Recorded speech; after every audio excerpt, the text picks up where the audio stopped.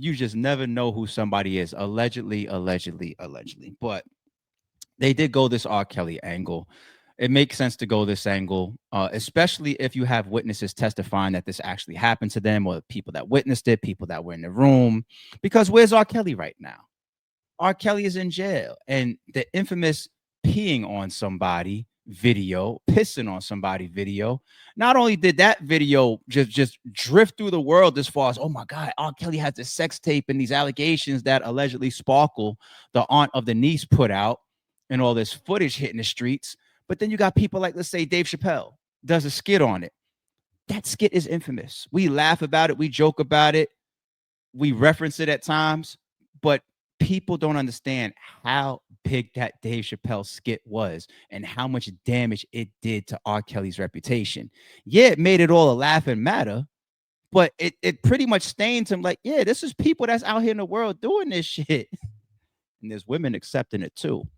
And I'm gonna touch on that in a second. But let's look at some of this breakdown. Reports like this, once again, blindsided us. The R. Kelly angle. Wow. All right. I want to hear a little bit more breakdown from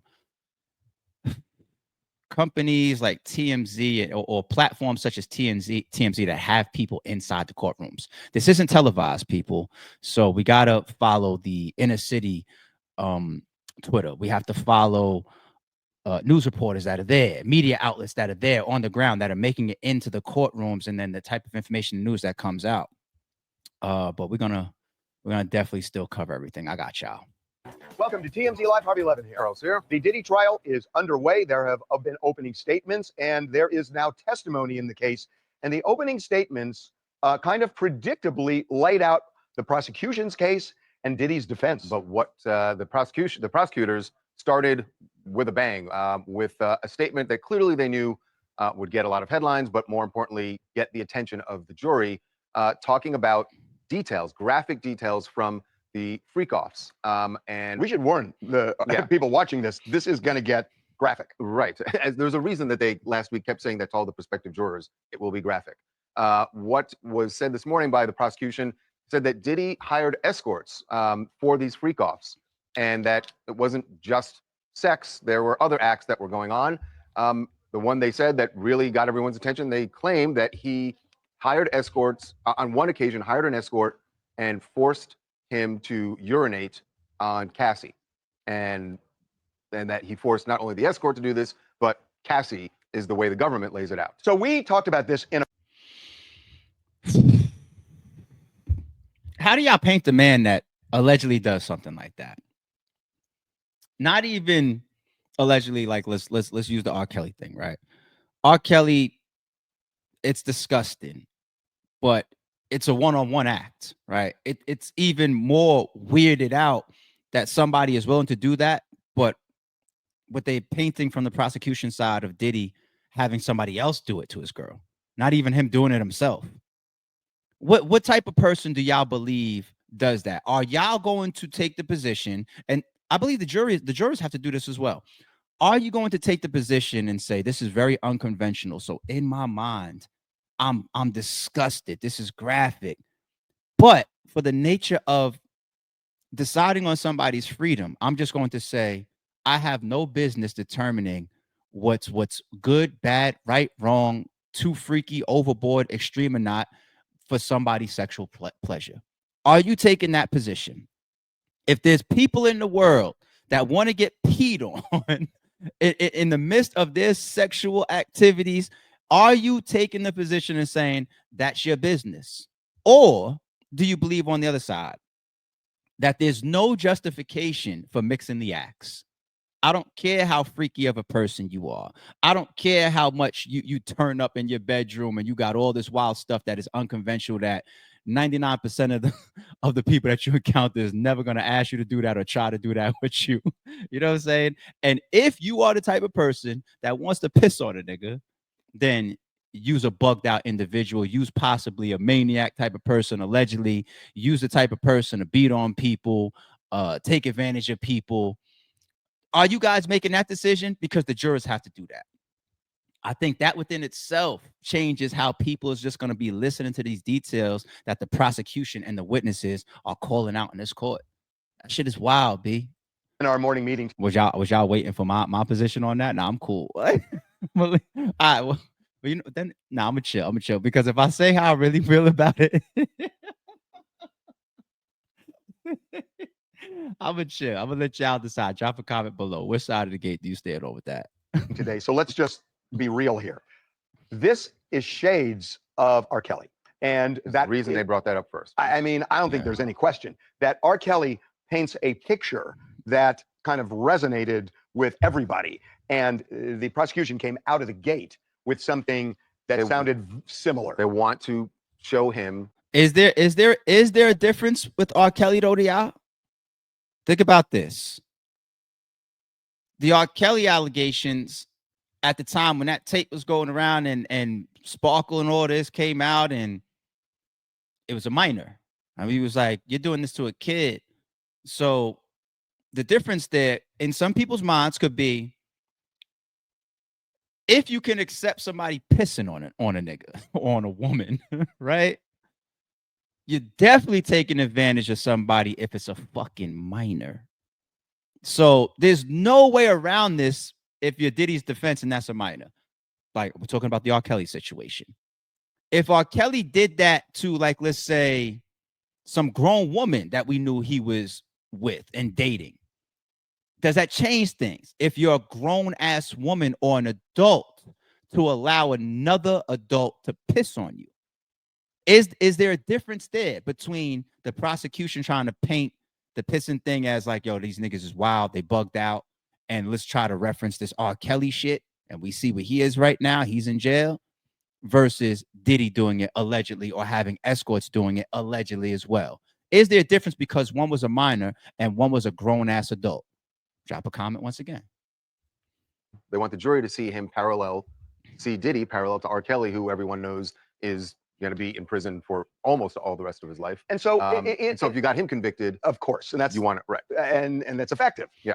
They also, and I think this is going to become a really important part of this case on both sides. The prosecution painted Diddy as a violent, jealous man who could not handle any attention heaped on Cassie by any other man. Right. And that was part of their argument around the videotape, which obviously they mentioned as well. I'm confused on that, people. I'm confused. The prosecution's approach is the prosecution's approach. Y'all been all mounting up months on how when day one trial starts, we coming out like this. This is how we're going to start slapping this nigga around in court. But I'm confused. The allegation is that he is hiring escorts to piss on his woman allegedly while he pleasures himself, to sleep with his woman allegedly while he records, to do whatever to his woman while he watches allegedly. And then there's another side where you're going to paint him as this jealous, I'll flip out if I ever see another man looking at my woman. I'm very jealous. I'm very possessive. But a cuckold, I assume I would never be one, and I could never speak from being that perspective fully. I'm just going to give an opinion. A cuckold could never be a jealous, possessive person, right?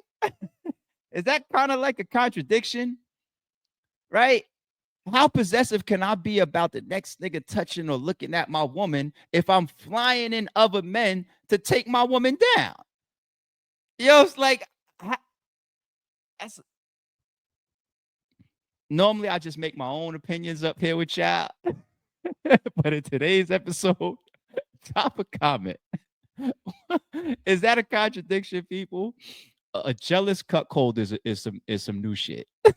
They talk about that beating, and the government was setting up what they know that Diddy's side is going to say. This was not about forcing her to stay. This was an argument about jealousy, about she thought I was, found another phone number. So the government. Oh, so now we at the point where media outlets are blurting out the infamous video after it's been seen 20 billion times on all these platforms already. These same platforms. And is trying to rebut that already. Well, yeah, and the defense already came out of the gate in their opening statements addressing that. And they are saying that Diddy is a violent man. They said that he has a huge anger issue, controlling his temper. They said there's domestic. Yes, they said yes, there was domestic That's violence. the key. That's the key. They are saying that this relationship was steeped in domestic violence, and they're alleging on both sides it was the nature of their relationship. Now, domestic violence is a crime, but it's a state crime. He's not being prosecuted not for what he's that. being prosecuted So for. And they that's also where reminded the jury of that. And that's why they're raising it right now. They're saying, look, we're conceding it. There was a lot of domestic violence, they say, on both sides. But if you want to target Diddy for a domestic violence abuser, guilty as charged, it's just he's not charged here. This would have been a state crime. It's not your job. Right. So they're coming out of the gate trying to diffuse what they know is coming next, which is the Cassie video. Right. Yeah, totally agree. Most of us seen that coming. We've already spoke about that here on the channel. How do you get around the Cassie video? Unless there's some other footage that Diddy's defense has that shows, paints a picture somehow this was self-defense. And it's impossible to do that. We seen a fucking video. I'm just making a hypothetical to make the point. Unless there's some additional footage that comes out that shows Cassie punched him in the face 10 times and then he reacted in this manner. It doesn't exist. It's never gonna happen. Or else they'd probably come out and say that. There's footage CNN of, we would have been heard some shit like that. They're not even going to try that. They have to come out the gate and claim some of this stuff. You have to go Eminem 8 Mile on some of this stuff. You have to, right?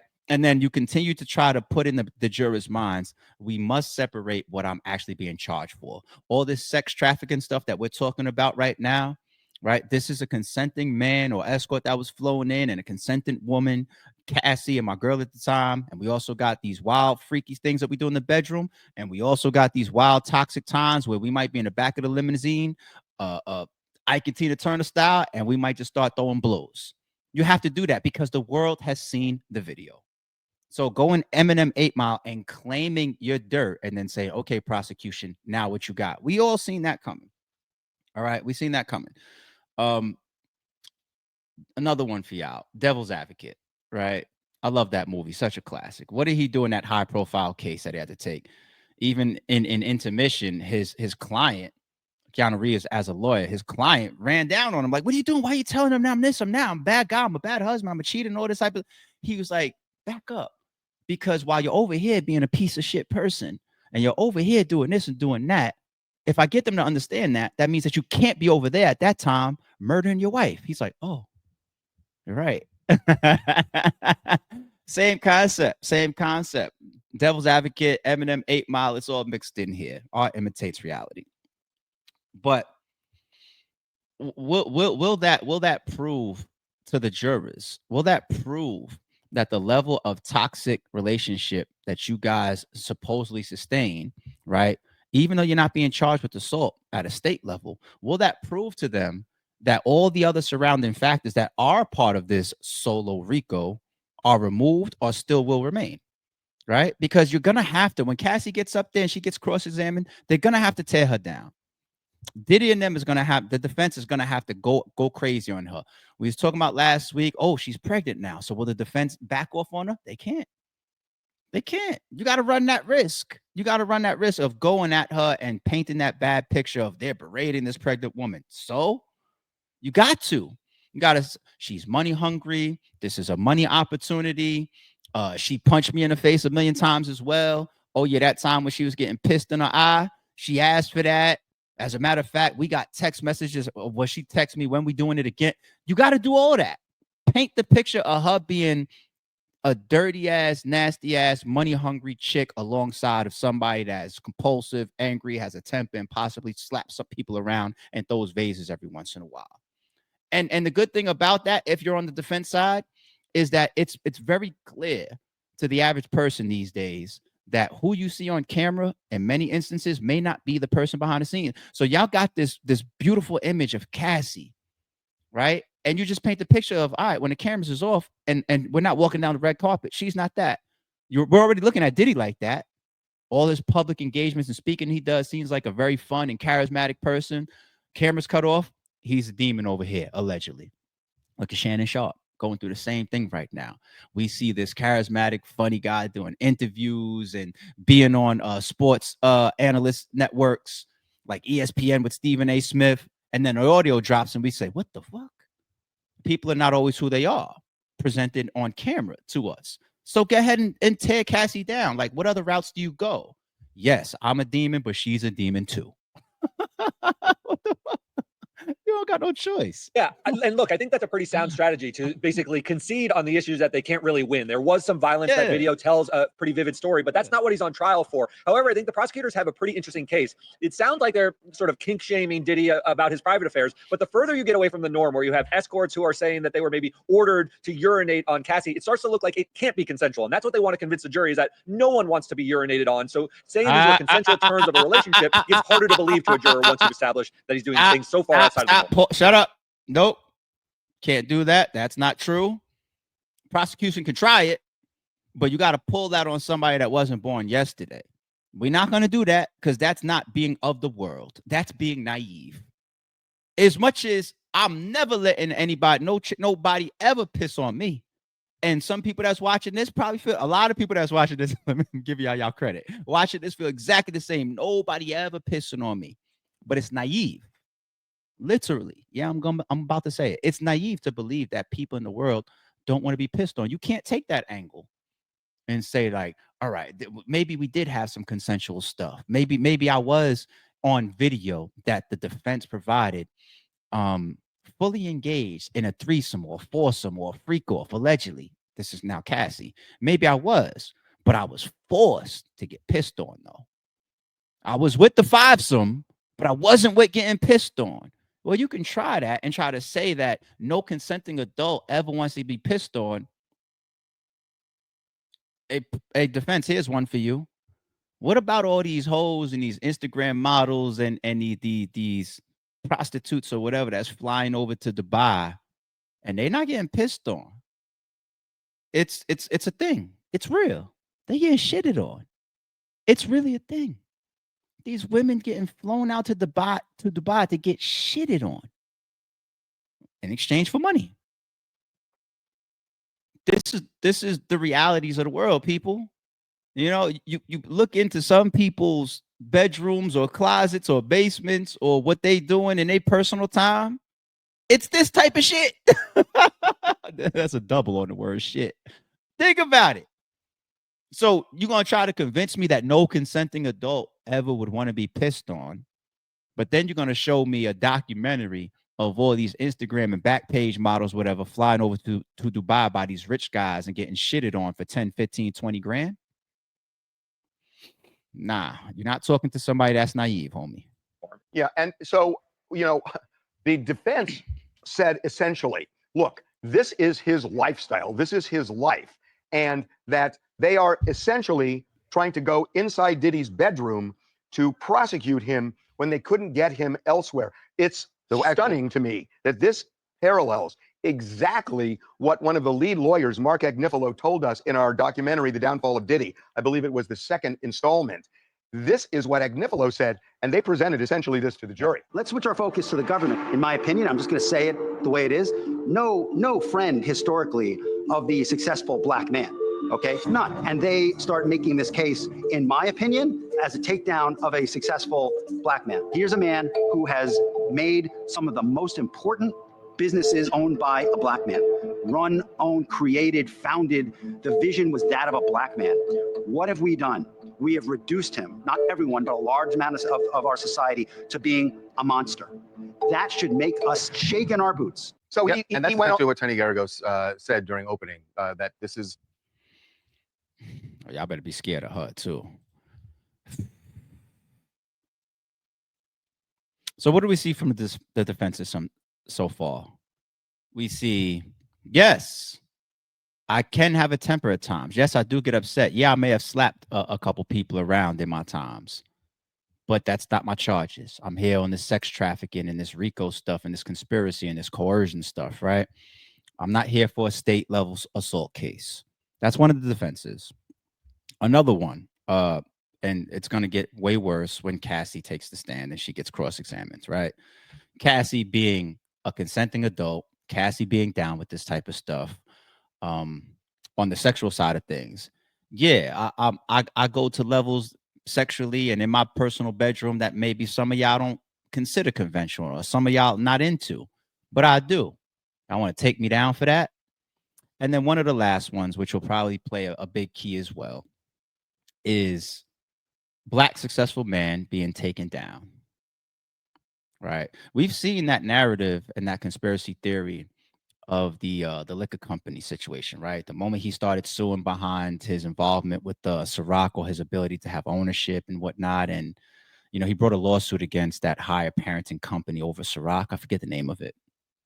And even the 50 Cents of the world, there's people that have publicly already gone on record and said, we believe that this was the beginning of his problems. And I think he had to drop that lawsuit. He had bigger fish to fry, because in the midst of that lawsuit being ongoing, he then caught all of these charges. And then he dropped that. Like, I don't got time for that, and it's like Drake going at UMG. That liquor company is like, it's a big deal. You know what I'm saying? So like the amount of money and time that I need to invest in that, there's no way I can prioritize that right now. I'm in the middle of fighting for my life. Let that go. So we get it. And the opening statements, pulling in the R. Kelly visual aspect to the jurors. I mean, if he did that, he did that. And they're just gonna have to continue to stand on shit and say that, yeah, we do these type of things, but that's not what I'm being charged for. And that's my personal business. I have yet to see or hear, and it's only day one that completed, anything that makes us feel like, oh shit, that particular charge in his indictment, that is 1000%. Like, and they got plenty of time to try to prove some of that stuff, right? But the more that this stays focused on the toxicity of Diddy and Cassie, as well as two, the consenting sexual behavior of them, and three, him being targeted for who he is as a person, despite that not being relevant to his actual charges that he's in this federal court fighting for. The more we see that type of stuff coming out of court, the more and more people are going to say, what are we really still here for? And there's a lot of people that's going to say, is he a good person? Nah. Is he guilty of a lot of shit? Probably, allegedly. But this case, they're going to say, nah, you can't make me feel like this billionaire deserves to be in jail because he's got 1,000 bottles of baby oil. More and more people is going to start feeling that way. So it's early and we're not jumping out no windows yet, but they better start going towards these actual laws and crimes that's in his indictment. Start showing everybody this is clearly where we show evidence towards coercion. This is clearly where we show evidence towards interstate trafficking and prostitution and sex trafficking, not putting in a DM to some male Instagram model and saying, hey, man, you want to chill with me and Cassie tonight? Because the tide's going to continue to turn in his favor, So, all right. Let's close out with this piece. Diddy trial, he tried to bribe me over Cassie beating hotel guard testifies. All right. So do we really need to get deep in the weeds on that? This was one of the witnesses that testified yesterday. Diddy offered a hotel security guard a stack of money to keep quiet about the Cassie beating, at least according to a guy's court testimony. So we heard this already. We heard this around the time when the tape first came out. There's going to be a lot of this type of stuff that and details I think that the prosecution will use to continue to try to show people Diddy's just a bad person. And Diddy's sneaky. Diddy's not trustworthy. Diddy's a liar. Diddy doesn't have credibility. Diddy's, the type of person to harass people. So now that I think about it, to my last point, yeah, this stuff does matter. It does matter because it builds up to bigger. By the time you can make me as a juror believe, like, yeah, he's going to initially tell me that he never put his hands on Cassie until the video drops. Yeah, he's going to be the type of person to pay the person that just testified, like, yo, we're going to clean this up and hide this Cassie tape video that comes out or could come out or whatever. Like, you continue to show that, And then when you get to your arson and your coercion and your sex trafficking and your forced labor and your interstate traffic, all of that, when you get to that, it probably will be more believable because you've already stripped down his credibility and you've already painted a picture of him of being a liar and being a bad person. So it makes sense. I get it. They want to be like, yo, the type of nigga that would piss on somebody is the type of nigga that was sex trafficked. I get it. I get it. I get it now. All right. Yeah, I damn near have to go back on my last shit because it's so early. Yeah, it's early. All right.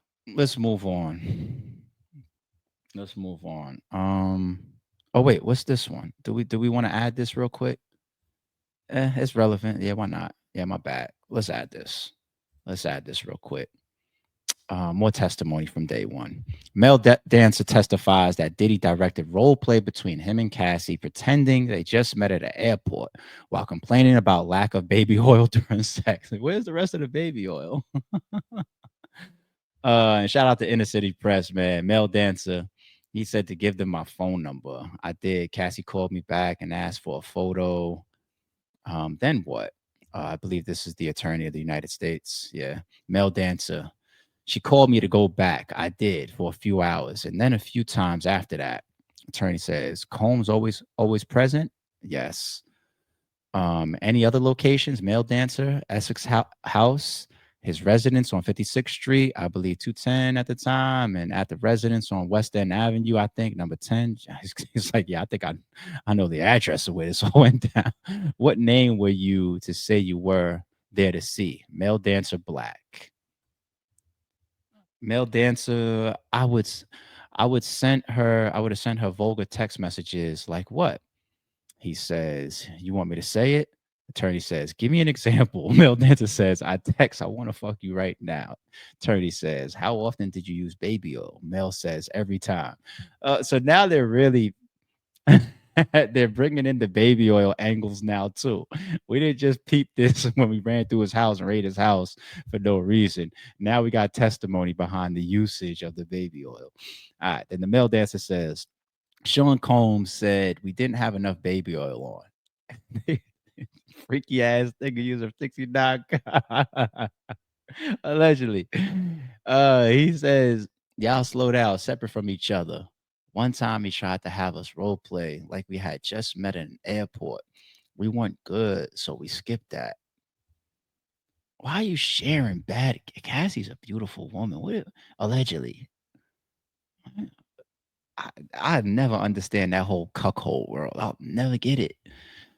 Allegedly. What direction did Combs give you? What? What? Wait, what? What am I about to read? Male dancer, he told me to step off and back off. How many times if you were told to urinate on Miss Ventura? Defense, objection. They jumped in. Suggestive. Judge said, no, overruled. I want to hear this shit. Oh my God. It's not supposed to be a laughing matter. Male dancer. They told me not to do it at all once. Defense. Objection to him saying they cut off. The judge. I've got it. He jumps in. The attorney. What happened afterwards? Male dancer. They leave me waiting for hours. The whole thing might go on for 10 hours. 10 hours. Freaky ass nigga used to say. Allegedly is a freaky ass dude, B. Wow. Allegedly, male dancer. They were headed to Essex Hotel. They said to go 30 minutes. It was the first time he opened the doors himself, dressed in a suit, no mask. Attorney. How did things change? Male dancer. The attorney is kind of like orchestrating a porno right here in front of everybody in court. Objection, Your Honor. Not supposed to be. That's not substantial. No. The judge is like, sustain. Keep going. Attorney's like, okay. So how did you? Yo. How did things change? Male dancer. He didn't feel Combs the Combs attorney. Objection. Again. Attorney, who, if anyone, recorded male dancer Mr. Combs with a cell phone and camcorder? He took a photo of my driver's license for insurance. Okay, Cleo, in the lineup, tap it on the the license. You rat on me. I got your address. Set it off reference, y'all. He said, Combs. Objection again, judge. Focus it. Attorney, what did you understand? He was male dancer. Is that who it is? He was threatening me. Yeah, with the ID picture. So that's one thing that's going to come out in all seriousness as well, I think, during this trial. That the videos and the pictures that were taken, they weren't used or they weren't taken or recorded for sexual pleasure. Hey, look, we're gonna run back this video, what happened last night, and just watch it and enjoy it. They're gonna paint a picture that these videos and these pictures are being taken for blackmail, being used for blackmail, being used for threats, being held over people like Cassie's head to say, you know, if you ever leave me, or if you ever tell on me, or you ever let people know that we did this, and that, yeah, these videos and this is coming out and that's coming out. That's the direction that they're gonna have to go in.